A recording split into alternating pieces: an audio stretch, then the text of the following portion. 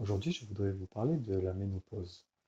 En Occident, c'est vu comme quelque chose qui nécessite parfois la prise d'hormones, notamment.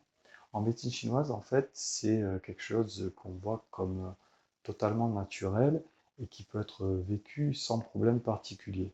En général, quand on a des symptômes associés, en médecine chinoise, nous avons pas mal de techniques et de formules de plantes qui vont aider dans ce sens-là, parce que euh, toutes les femmes ne vont pas vivre ce moment-là de la même manière, notamment quand il y a des problèmes de sécheresse, de chaleur durant la nuit, de transpiration. Il peut y avoir aussi des problèmes aussi de chute de cheveux ou de cheveux plus secs.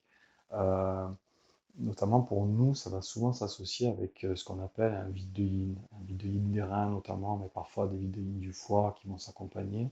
Donc en fait, c'est un manque de nutrition. À ce moment-là, tout s'assèche dans le corps. En fait, les phénomènes de chaleur vont se développer. Et les phénomènes de sécheresse, bien entendu. Donc en fait, pour cela, nous disposons de formules adaptées. On va utiliser certains points d'acupuncture, certains canaux qui vont aider à régulariser. Et c'est très possible d'aider à cela, bien entendu. Alors, ça, c'est dans certains cas, tous les cas ne vont pas être les mêmes, bien entendu. Mais en tout cas, en médecine chinoise, nous allons nous adapter en fait au terrain de chaque personne, aux symptômes et aux désagréments que va ressentir chaque personne pour aider à réguler ça.